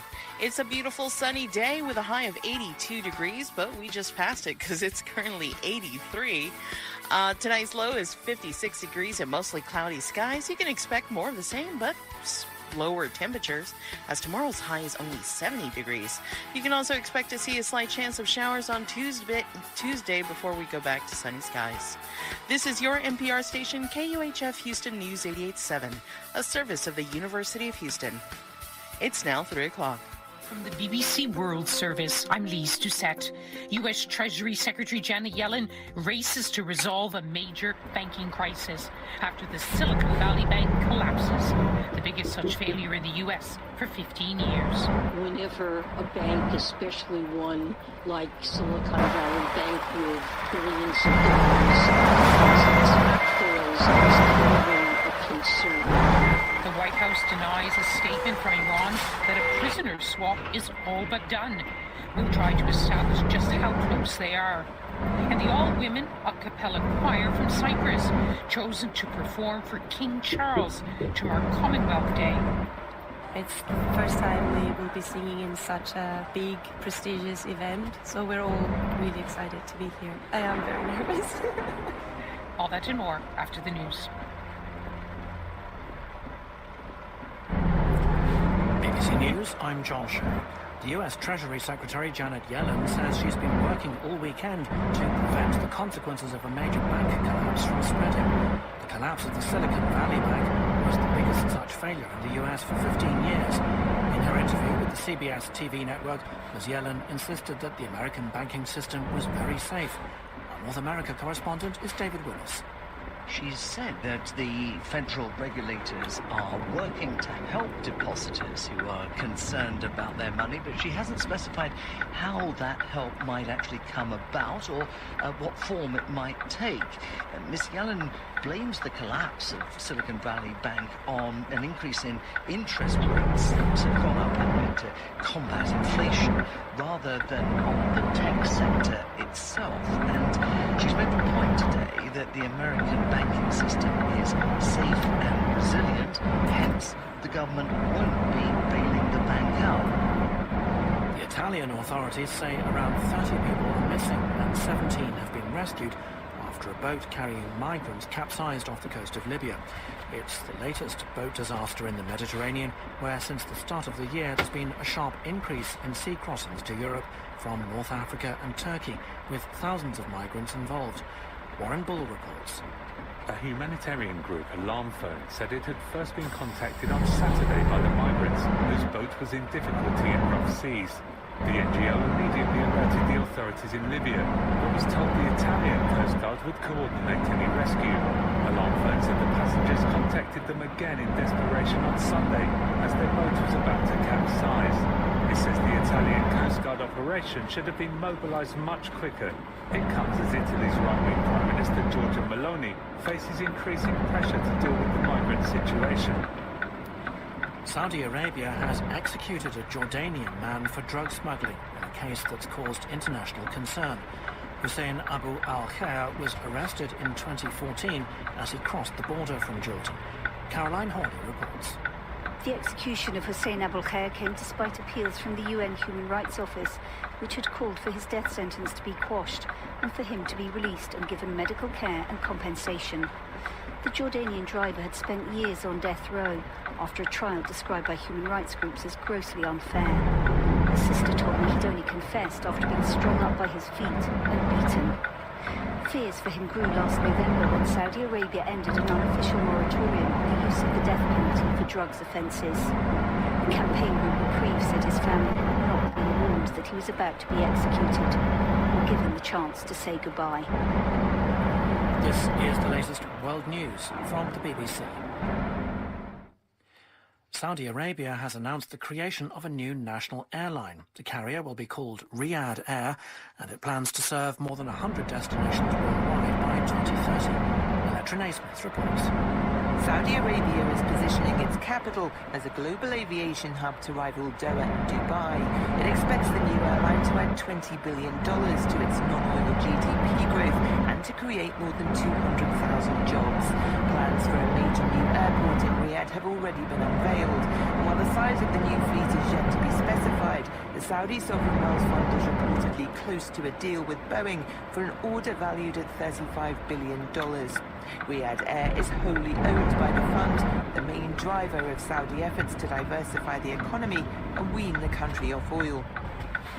Nicaragua has suspended relations with the Vatican after Pope Francis compared the government of Daniel Ortega to the Nazis under Hitler and the Soviet communists. In an interview, the Pope criticised the arrest of Bishop Rolando Alvarez, who was sentenced last month to 26 years in jail. He accused Nicaragua's left-wing government of systematic human rights violations against opposition protesters. State TV in Mozambique says hundreds of people have been displaced by Cyclone Freddy, which has struck the country for the second time in a month. However, with communications and electricity supplies cut, the number of casualties and the full extent of the damage are clear. Malawi is now feeling the effects of the cyclone. Humanitarian agencies there are urging people in low-lying areas to move to higher ground. Iraq's Prime Minister has announced sweeping measures to tackle climate change, including the planting of 5 million trees. Mohammed Shia al-Sudani told a climate conference in Basra that Iraq plans to build renewable energy plants to meet a third of its electricity demands by 2030. And that's the latest BBC World News.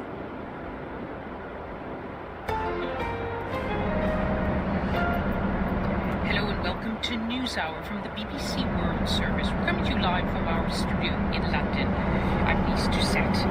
Well, this weekend there's huge pressure on the U.S. Treasury Secretary Janet Yellen. She's been working around the clock with regulators to limit the fallout from another major bank collapse, the worst failure in 15 years. On Friday, regulators shut down Silicon Valley Bank, SVB, after customers withdrew billions of dollars within hours. Worldwide shares in banks fell sharply. Here in London, Prime Minister Rishi Sunak said they're also keeping a close eye on the bank's UK subsidiary. A consortium of leading private equity firms led by the Bank of London confirms it's already submitted proposals. In the United States, the government is under pressure to come up with a clear plan before Monday. That's when financial markets will reopen. So in an interview with CBS's Face the Nation program, Ms. Yellen said they're working on it. Whenever a bank, especially one like Silicon Valley Bank with billions of dollars in deposits, fails, it's clearly a concern. From the standpoint of depositors, many of which may be small businesses, they rely on access to their funds to be able to pay the bills that they have, and they employ tens of thousands of people across the country.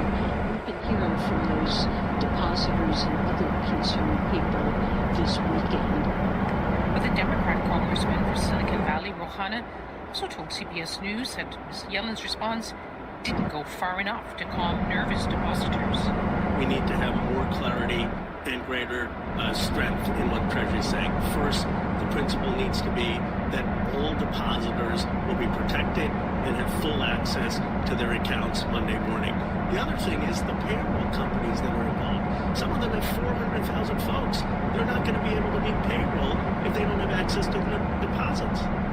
Meanwhile, the mayor of New York City, Eric Adams, says his team is taking steps to help those affected by the bank's demise. We are going to have a coordination with the federal government, the state, as well as here in the city to be a conduit of information so we can relieve some of the anxiety that many people are feeling right now during these uncertainties with this major banking institution for tech startups going under. So just how big a crisis is this? We can join Sarah Jones. She's the editor-in-chief at Politicus USA. She joins us from Pennsylvania. Sarah Jones, we're hearing how hard Janet Yellen is working on this. Just how big of a challenge is it? Well, it is pretty huge. I think the big issue right now is the effort to contain the damage so it doesn't become a contagion, which we saw during the 2007-2008 banking crisis here. So they don't have control over the uninsured deposits, and that's really where we see the most critical problem right now. If when the banks open tomorrow, people have been promised that they will have access to their money up to that $250,000 that's insured here federally. Now that money that goes, people who have deposited above that amount, which includes a lot of wealthy people and businesses, even small businesses that did a lot of banking with this bank, those are the people who there's a lot of concern right now what's going to happen with that if there is not a plan put into place, if they cannot sell this bank or auction off its assets in time. She has ruled out bailouts. There's been bailouts in the past. But if there's not a bailout, does the bank have that money usable?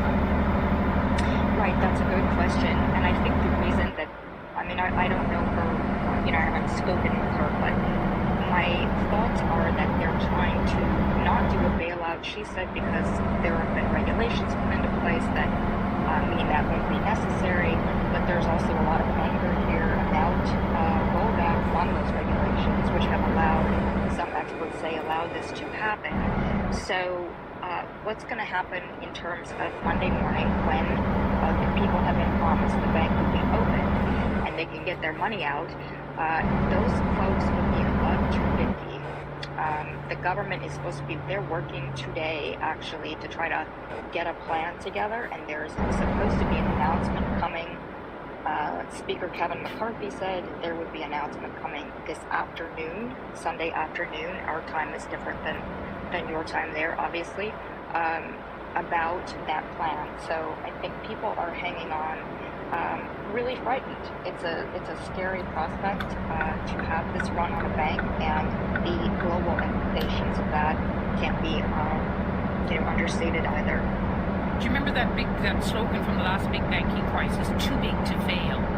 Exactly. Silicon Valley Bank, for many of us, it's the first time we've heard of this bank. Is it too big to fail? Well, that's what's so troubling. Because of the regulations that were rolled back, they applied to this bank. They applied to all banks, but the very largest institutions. So another concern happening right now is that a lot of these smaller banks have also not been reporting any risks that they used to have to report before this was rolled back under President Trump. So there's concern about that. How big is this going to be? Is it too big to fail? This bank is huge. Depositors pulled $42 billion on one day on Thursday, so I think we can imagine how big this bank is, but it isn't. I have not heard of this bank either. So as you pointed out. Sarah Jones, we'll have to leave it there, but I will be back to you. Thank you very much, Editor-in-Chief at Politicus USA. To Ukraine now, and the war grinds on with one of the longest and most intense battles now being waged around the shattered city of Bakhmut in eastern Ukraine. In his latest comments, Ukraine's President Volodymyr Zelensky said Russia lost more than 1,100 fighters in less than a week of fighting. Russia also reported heavy losses on the Ukrainian side. It's hard to put a number on the extent of losses on both sides. The city, now largely deserted, has little strategic value, but it's acquired great symbolism. Many of Russia's fighters are mercenaries with what's known as the Wagner Group. They're said to have taken control of most of the eastern side of Bakhmut. Well, last week we spoke to the Mexican war photographer, Narciso Contreras, about the situation there. He's just been back to Bakhmut, so we called him again in the nearby city of Kramatorsk to find out what he's seen. In the last 10 days, I've been observing the advance over the city for Russian troops have been moving more from east. They have advanced already to the downtown of the city. Also, we heard about in recent days the arrival of new troops, fresh troops, special forces where I understand were deployed mainly in the south of the city. According to the information we collect from some military sources, they're fighting in the south of the city, which has made, I think, more difficult the advance of the Russian troops into the city. We interviewed today one woman and we heard about them, which was a very, very exceptional story. What we could get from these two persons, they escaped the city by foot from the eastern side of the city under Russian-controlled territory to escape the city across the only open passage going west under the Shannon. It was really scary and very impressive story what they shared during this trip for going out there in Bakhmut. They made it successfully. They arrived in Chasidia, where volunteers met with them and took them on their car to be evacuated to a safer location. So their story was very interesting to hear, to get fresh information from inside on their Russian-controlled territory of the situation. The only person left in the building where they were staying was a 19-year-old boy who couldn't leave, but no one else was around. The situation, for what they described, was unbearable, very, very difficult, heavy fighting, and the presence of Wagner forces, from what they said. It must have been terrifying for her and her daughter. Totally, they were. In previous days, the bodies lie all across the downtown that got killed during the shelling. Also from testimonies of civilians that were rescued from the city, the situation is not safe at all. Many of the wounded we could interview 2 days ago that were rescued because the intensity of the shelling, the only reason people go out to the streets from the shelters is because they don't have water, they don't have food. So they go out trying to find a place to collect these basics, and they get injured because of the shelling. There's so few left in the city now, and as you've been speaking about, much of it is laid to waste. Are you noticing that as the battle intensifies, more people are trying to leave, even though they've been reluctant to so far? Yeah, I don't know the precise number of people that remain in the city. We have been looking the move of troops. A lot of troops are coming back and forth from the only passage open backwards in the city. I don't know if they have been trying to restore the bridge or the safer passage across the river, but yeah, the large number of troops in the last few days also speak about the difficult moment they are facing also, because for other sources also we've been interviewing the last few days, the death toll of fighters in this front line is just rising. That's on both sides, on the Ukrainian side and Russian side? I'm not sure. I cannot confirm this information from the Russian side, but yeah, the Ukrainian forces are saying that they are losing a lot of the fighters in this front line. The statement from a soldier is that Bakhmut is the fortress to keep of the motherland. And it's a symbol for Ukrainian fighters to keep this city and the country. Soldiers that you have been able to speak to, despite the conditions, and some have been fighting for a very long time, the morale is still high. Even though the situation and the imminent advance of Russians over the city, the spirit among Ukrainian fighters is at very high level. When you were last there, did you get a sense, when you use the word imminent, that the city could fall any day now, or it's going to continue to be this bloody battle for this attrition? I don't know for how long, because also the new troops and fresh deployment of troops into the battlefield would give at least a break for a few days more, but I don't see this going for too long. The fighting is already downtown of the city, which was not just a few days ago, and weather is helping to, in some way, to delay the fighting, because weather conditions affect very much the dynamic of the advance of different troops and battalions in the area. But yeah, it seems like they are getting ready for tactical withdrawal, and most of the troops are being deployed of the northeast and south flanks of the city to protect and keep up. The war photographer Narciso Contreras is speaking about his latest trip to besieged Bakhmut in eastern Ukraine.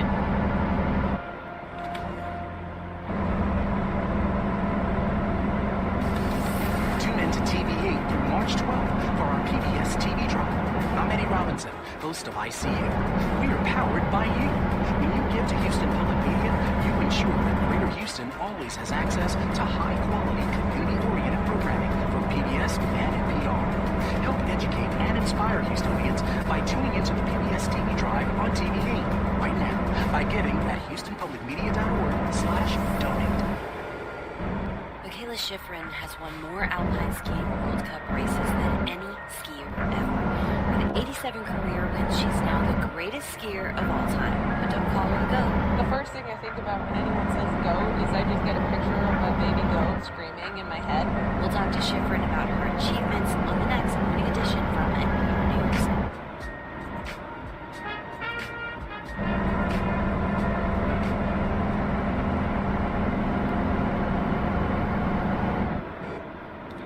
You're listening to NewsHour on the BBC World Service. A summit in San Diego.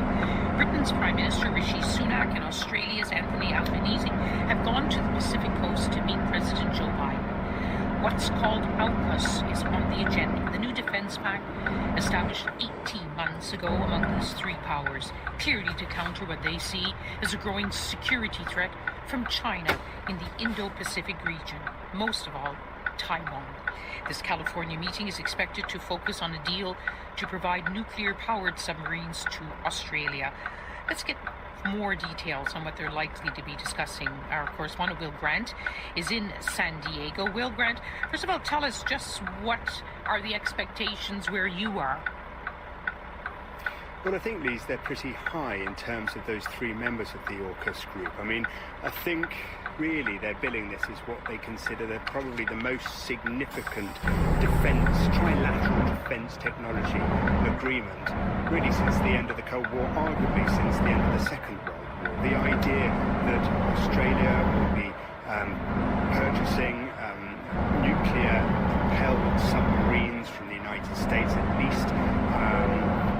least 3, possibly 5 of those. There'll also be potential for purchasing completely new technology built in Britain. That will be a huge fillip, a huge shot in the arm to the UK shipbuilding industry.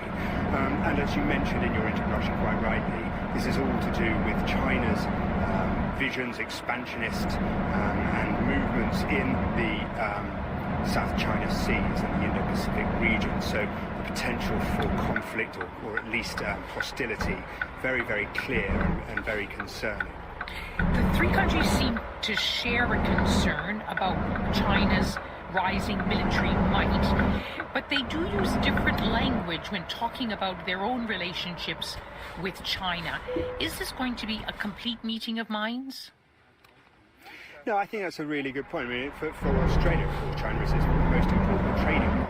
So, that's obviously going to influence to a great extent their thinking.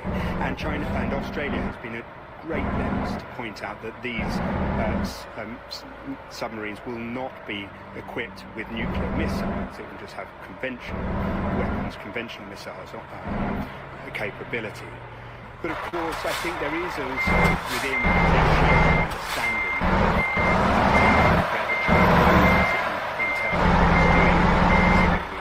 I think the Biden administration is perhaps the most concerned partner of the three, but they all see the need, or argue the need, for Australia to have this technology, and indeed the passing of this very sensitive nuclear propulsion technology is the first time that this has ever happened in 65 years, the last time being when the United States shared it with Britain.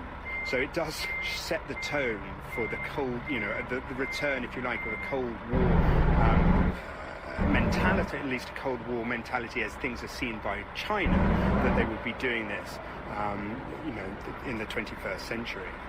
And of course, important visit for Rishi Sunak, for him personally, as he's still relatively new Prime Minister, and also a chance to show off this brand, the Global Britain brand.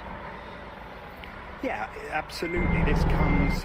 This was an agreement reached by Prime Minister Boris Johnson with President Biden and with then Prime Minister Scott Morrison from Australia. So the lineup is different in terms of the leaders, but I think the vision in terms of certainly the British government is, as you mentioned, this idea of a global Britain, the ability to make partnerships in different directions to Europe, yes.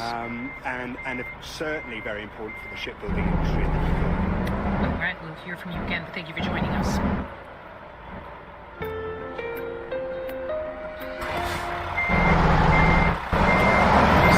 in the southern United States. It's Oscars night in Los Angeles. The film industry's biggest night of the year. This year, Everything, Everywhere, All at Once, a multi-universe explosion, as it's being called, of creativity, starring a mainly Asian-American cast, leads the field with 11 nominations. Our Los Angeles correspondent Sophie Long reports. Well, I am at the Dolby Theatre, and there are people on cherry pickers painting pillars and sorting out lighting, and the red carpet has been rolled out in preparation. Only it's not red. They're calling it champagne, but Americans use that term very loosely. I'd call it a kind of cream neutral carpet colour, but nothing about the night ahead is likely to be neutral. Especially as we enter the final furlong with things looking so good for Everything, Everywhere, All at Once. If Michelle Yeoh wins Best Actress, she would make history and a magical moment for the crew and cast. That will do.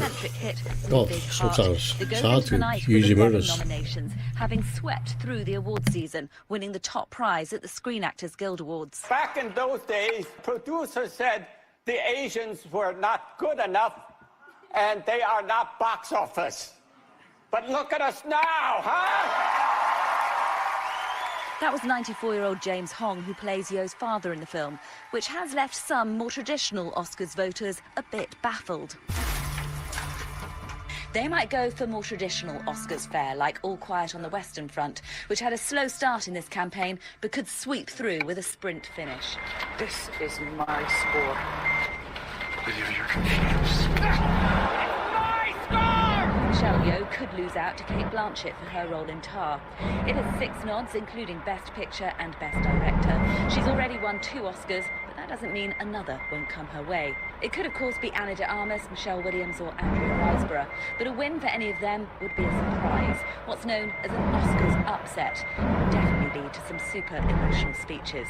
I know these rules can feel constraining, but when it comes to Best Actor, everyone's talking about Brendan Fraser for his role in The Whale. There's a lot of people saying a lot of things, but in the end, you gotta listen to yourself. But Elvis has not left the building yet. It's been nominated for 9 Oscars, including Best Actor for Austin Butler, who, in the words of the late Lisa Marie Presley, embodied the heart and soul of her father so beautifully. Colin Farrell is also in the running for his role in The Banshees of Inisherin, which has 9 nominations, including Best Picture and Best Supporting nods for 3 of his co-stars. Quieter contenders for Best Actor are Paul Mescal for After Sun and the ever-gracious Bill Nye, nominated for the first time for his beautifully British and understated performance in Living. Mine! It's with the ancestors! I am Queen! Best Supporting Actress, well, that's quite a field. They're all first-timers except Angela Bassett for Black Panther, Wakanda Forever. And they're all super nice and rooting for each other, so everyone will be a winner. Here's Jamie Lee Curtis and Kerry Condon. Kerry is hilarious. I get on well with all of those ladies, and we did the Zoom recently, and I got to know more about them. And Jamie Lee Curtis, I met her very young, she was lovely to me, and Angela Bassett too.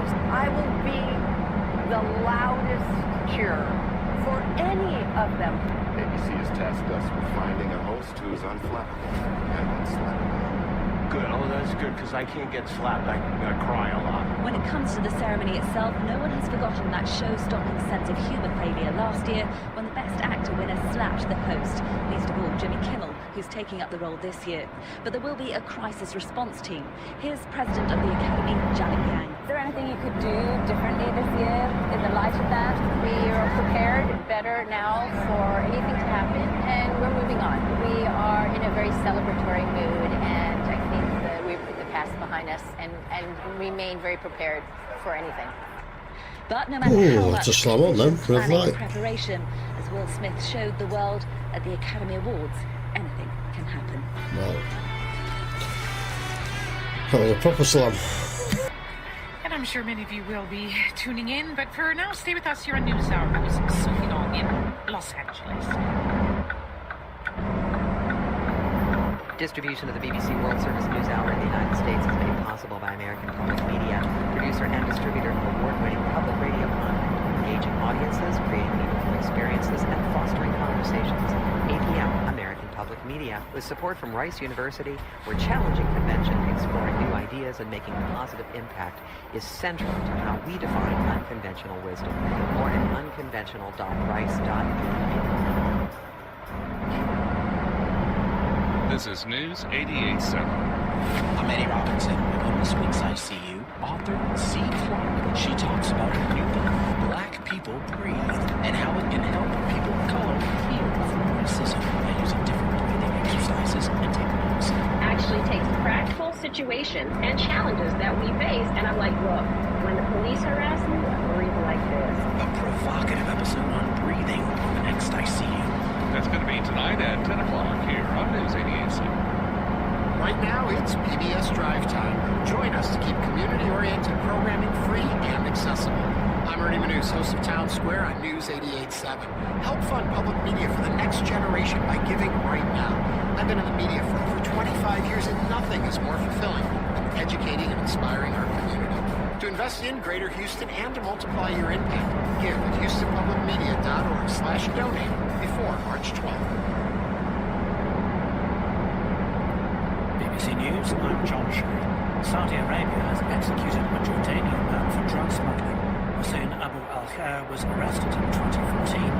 His family say the Saudi authorities strung him up by his feet and beat him until he made a confession. The Italian authorities say around 30 people are missing, feared drowned, after a boat carrying migrants capsized off the coast of Libya. The Italian Coast Guard said 17 people have been rescued. Nicaragua has suspended relations with the Vatican, after Pope Francis compared the government of Daniel Ortega to the Nazis under Hitler and the Soviet communists.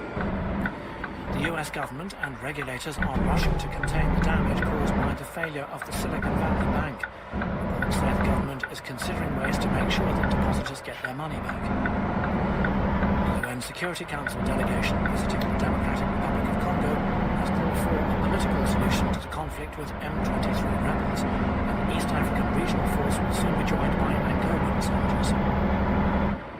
Thousands of people have staged a protest in Athens over Greece's worst ever train disaster, in which nearly 60 people died.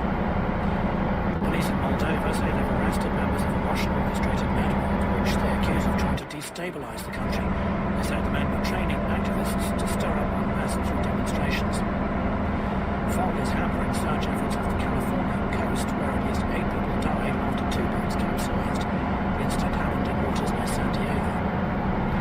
Iran's Prime Minister has announced steps to tackle climate change, including the planting of 5 million trees. He said millions of Iraqis have already been affected by global warming.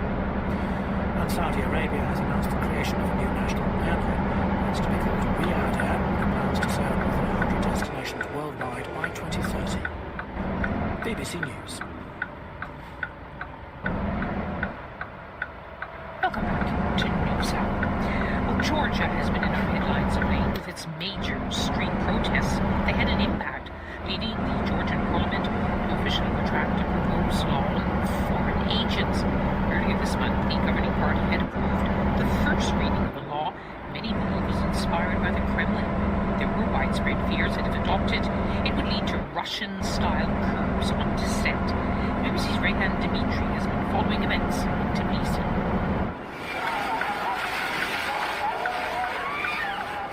A female protester outside Georgia's parliament in the capital Tbilisi is waving an EU flag. She ducks and pivots to escape the blast of a high-pressure water cannon. She's crying, but standing her ground. The captivating video filmed on the night of March the 7th went viral. It was a potent symbol of where Georgians think their country belongs. In Tbilisi, the mood among the protesters was defiant. I'm here, along with all these people, to guarantee that there will never be a Russian rule here, ever. Today we are standing here to protest the actions of Georgian government, which tries everything to take us back to the Russian imperial state. They try everything to take us far away from the European Union, from the European values, and we will show them that we love our freedom just as much as they love money and Russia. Police squirted clouds of pepper spray into protesters' faces and fired tear gas and more water cannons to clear the streets. But the following day, on March the 8th, the demonstrators returned in their thousands.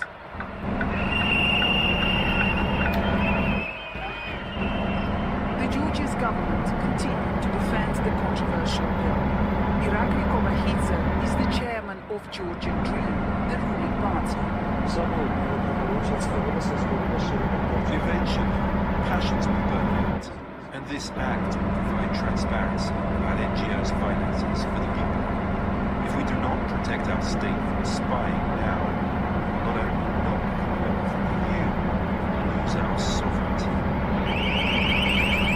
After 2 nights of violence, on the morning of the 9th of March, the government announced that it was withdrawing the bill to preserve the peace and avoid further confrontation, it said. And this was the reaction of the crowd outside Parliament when the bill was officially struck down. A victory for Georgian youth who fought so hard this week to demand their European future.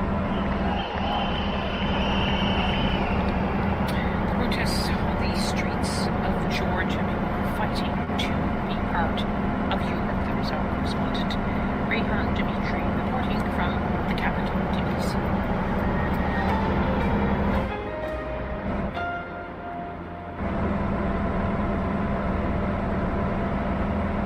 You're listening to News Hour on the BBC World Service. I'm Elise Doucette. Is another Iranian-American prisoner swap imminent? Speculation started swirling again when CMI Namazi, one of the Iranian Americans who's been held for more than 7 years in Tehran's notorious Evin prison, gave an extraordinary interview last week to CNN's Christian Amanpour, pleading for President Biden to prioritize the release of the remaining American prisoners, referred to as hostages. Now, Iran's foreign minister, Hussein Amir Abdullahian, has told Iranian state TV a deal could be done soon. Regarding the exchange of current prisoners between Iran and the US, we have reached an agreement within the past few days. If everything goes well on the American side, I think we will witness a prisoner exchange in the near future. We see this as an entirely humanitarian case. White House official was quick to refute the statement about an imminent swap, but did say the U.S. was committed to secure the release of the remaining Americans held in Iran. It does seem something is in the works. For some insight, we're joined by Mohammed Ali Shabani. He's editor at the Amwaj.media website, which specializes in Iran and the Middle East. Thank you for joining us, Mohammed. Thank you for having me, Lisa. So who's right? The Iranians saying it's pretty close. The Americans say we're not there yet. I think, as usual, the truth is something probably in between. What we saw, as you pointed out earlier in your report, was that the foreign minister said that there's probably an imminent deal in the making, and the U.S. denied that. And what we've seen subsequent to the U.S. denial is the Iranian foreign ministry spokesman claiming that a written agreement on a swap was signed. So this is a quote, signed a year ago by an intermediary. And what he's trying to detail now is that in recent weeks, there's been an exchange of indirect messages to update it. So the foreign minister of Iran may be referring to an update to a document, a working document that the two sides have been working on. Now, whether there is perceptions about that, the finalization or implementation of that document, I think that's what's being disputed. And tell us what the terms of this swap would be. It would involve individuals, but often there's something more. Yes, so as you correctly point out, usually there are Iranian nationals who are held in detention either in the US or elsewhere in third countries, usually over sanctions violations. And then there's also the question of Iranian assets frozen abroad due to US sanctions. So there's in particular contention about $7 billion held in South Korean banks, and this is Iranian money, it's not US money, it's not a US debt, as you saw in the case of the swap between Iran and the UK. And Iran has long tried to get these monies freed from South Korean banks, but they haven't been able to do so because they have been sanctioned both under nuclear and terrorism sanctions. And there are 3 Iranian Americans still languishing in Iranian prisons? Absolutely. It's been going on for a long time. As you mentioned in your report, Siyan Namazi has been there for many years. His father was also detained for many years, just recently allowed to leave the country. I mean, this is also it's got a strong humanitarian element to it. And what many observers and close insights of what's going on are trying to say is that the U.S. side and Iran, both of them should decouple this issue from the nuclear deal, which has it's become a hostage to almost. The hostages have become hostage to something else. And the kind of argument is that whatever the future U.S. policy on Iran, that to get the swap done, it really needs to be kind of decoupled from the nuclear deal, and how somehow this is going to strengthen the U.S., put it in a stronger position when it comes to the deal in the future. Very briefly, Mohammed, and other countries, Oman, Qatar involved? Exactly. So it's those 2 countries, and we've also seen some talks involving some European states and also Iraq. And those elements have to do with the freeing of the money. So the $7 billion of Iranian funds held in South Korea, they're not expected to go directly to Iran. They're expected to go to third countries and potentially even earmarked for sanctions-exempt spending, such as food imports, medicine, things of that nature. Well, let's hope for prisoners and families that the deal is in the works. Mohammed Al-Shabani, editor at the Amwaj.media website, thank you very much for joining us. Thanks for having me.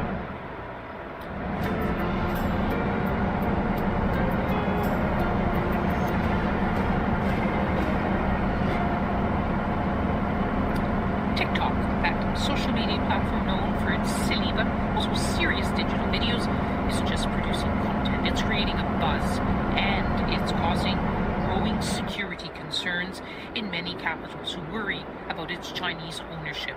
Before we find out more about what it's all about, here's a flavour of what you'll find in the BBC's very own TikTok account. And of course, you may already be following us. So, I am a professional athlete and I compete in two sports, which is bobsleigh and shot put. Yay! That is a lot of shit. But they're my size. Come on, we can't steal people's shoes. It's not what we do. Fire! Okay, fire boy! What's this? Smoke! Mystery pop star, please reveal yourself. Hello, I am May Muller and I am representing the UK in this year's Eurovision! So, not quite news our style, but close. So just fairly normal news. Not so, says a bipartisan group of U.S. senators. Last week they introduced a new bill to allow the federal government to regulate and even ban foreign-produced technology. It has several countries in its sights: Cuba, Iran, North Korea, Russia, Venezuela. But it is China and TikTok, owned by the Chinese company ByteDance, which is clearly at the top of the in tray. Other countries are already considering banning the use of TikTok on government-issued phones, and India has banned the app entirely.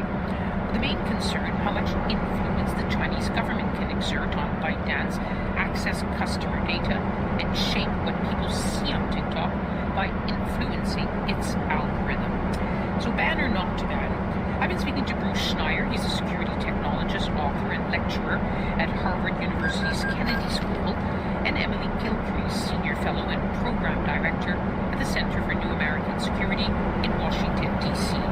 First to Emily, should TikTok be banned? I do think that the United States should ban TikTok.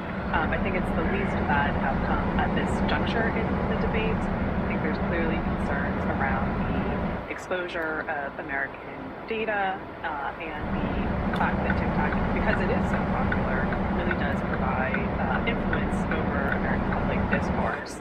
Neither of those are things that we want to be susceptible to influence from the Chinese state or the Chinese Communist Party. So I do think, unfortunately, a ban is the right answer, although certainly there's complications to how one would execute that, and complications with the fact that this is not the last time we're going to face an issue like this. So how to think about a more holistic policy as well. And Bruce Schneier in Sao Paulo, Brazil, what's your view? I don't think the U.S. can ban TikTok. It's easy to say don't have it on government phones. We can do that. We could stop U.S. companies doing business with TikTok. That's not going to affect whether people will use it or not. And we just don't have the surveillance and sensitive infrastructure to ban an app from American citizens. That's just, we didn't build the internet that way. So whether we should or shouldn't, we can't. Emily? It's a fair point, and what I come back to on that is the question of scale. Recognizing Bruce's very good point that it's really difficult to, so to say, pin Jello to the wall, to use something as an expression, if we are able to introduce enough friction into the operation of TikTok in the United States and make it more inconvenient for people to access it, I think there is a chance that we can reduce the popularity, reduce the user base to a level where the national security risk is sufficiently mitigated. Will it be perfect? Absolutely not. People will be able to access the platform if they want to, but I think the idea is to make it as difficult as possible to do so. And that's not going to be very difficult. The best you can do is ban the apps from the Apple and Google Play stores. You can be able to get to the website, but you can't stop that. We just don't censor the internet that way. So you can stop American companies from doing business with them so they don't get advertising. They've been running at a loss for a while. It's just not going to work. And it's really bad to try to do this, have it fail, and look dumb. Now, we built the internet to surveil people. It works on surveillance. It's kind of rich now to say that Google and Facebook can spy on you, but TikTok, it's just not going to work. And Emily, just how profound is the security concern? Is it just a suspicion that this could put a lot of data back in the hands of the Chinese government? Or is there now confirmed information that this is happening and will continue to happen? I don't think there's a smoking gun. I think as the U.S. government is thinking about it in a protective framework, and thinking about it as opposed to hard evidence that something bad has happened. we've seen some reporting that doesn't inspire a lot of confidence in terms of engineers in Beijing having access to U.S. persons' data and that sort of thing. But I do think it's fair to say that publicly smoking gun evidence again to point to the fact that there is, for example, mass data directly to the state apparatus. But to Bruce's point about Google and Facebook collecting this data as well, of course, right? Like, this is not the only company that collects massive amounts of data. I think what's really become pronounced in the TikTok case, though, is that it's got all of the problems that the American social media, plus it has this additional complication of potential Chinese government influence over the app as well, that's causing all of these additional layers of concerns. Bruce, it's undeniable for President Biden's administration that the threats from China, manifested in many walks of life, are at the top of his agenda. You don't see TikTok as part of that? It could be. It just is nothing we can do. I mean, all companies respond to the laws of their governments. The U.S. companies give data to the U.S. government when required by a court order. So, of course, Chinese companies are going to give data to China. Remember, China also steals U.S. data. I mean, they hacked into Marriott hotels. They hacked into Equifax. This is just a tiny piece of a very large surveillance problem. If we want to tackle it, time to get some sleep. That's what's underlying it. It's not just one company and one government. And Emily, there will be political repercussions in America too. They're heading into an election cycle. TikTok is very popular among a young generation. A young generation of voters won't be happy if TikTok is banned. Absolutely. And candidly, we've even seen the White House use TikTok in some cases. I think the question is going to come down to how much those sorts of political calculations play into ultimately for the government and national security determination. Bruce, do you think it will be? National security will trump everything in America. Just down the road. I think it does, but it doesn't. There's a lot of things we don't do because it's not important enough. So national security is a concern. It's not the only concern. My guess is nothing will happen. This is the U.S. government. Actually doing something is pretty hard. And while it's easy to ban them off U.S. government phones, anything else is a major change. Fundamentally, you cannot make a U.S.-only internet. It's just not possible. So these are very deep problems. They don't have solutions that aren't extraordinarily painful. And that we'll get my short rest, and then I'll call it a night. Emily Gilcrease discussing to red again. Or not to ban. Was it green? Possible even to ban blind? TikTok. Stay with us. More to come. Oh no! Come on. An elementary school classroom in Canada decided to tackle a big question. Does a life-saving drug astronauts may rely on change in space? At such a young age, we found out big science. We'll hear from two students about their groundbreaking discovery and what advice they have for other kids who have an interest in science. That's all things considered from NPR News. There we go. 4 p.m. on News 88.7. Hi, I'm Chris Boyd, host of Think. Think is a show for curious minds. Whether we're discussing history, science, politics, or the arts, my hope is that every conversation inspires curiosity and complexity, and that every listener walks away with their own questions, inspiration, and a thirst for more knowledge. Tune in and join me as we learn something new and take a moment. What am I doing? Weekdays at 10 p.m. on News 88.7. Blaming the tiredness. A reminder of our top story this hour. U.S. Treasury Secretary Janet Yellen says she's been working all weekend to limit the damage from the collapse of Silicon Valley Bank. Sarah Jones from Politicus USA told us more. When the banks open tomorrow, people have been promised that they will have access to their money up to that $250,000 that's insured. People who have deposited above that amount, which I will call it a good night on there. People and businesses, there's a lot of concern right now. What's going to happen with that if there is not a plan put into place? And a reminder of our top headlines this hour. Italy says 30 people are missing after the latest migrant boat disaster in the Mediterranean. Saudi Arabia has executed a Jordanian man convicted of drug smuggling despite international concern. He was tortured into confessing. Call it a do. Call it a do on that now. It listening to NewsHour on the BBC World Service. Now, many of you put radio stations on there. That's American Truck Simulator if you're interested. And I've been playing that on GeForce Now, which is a game streaming service. Which is pretty cool. Right, I'll see you again another time. I'm going to call it a do. Goodbye.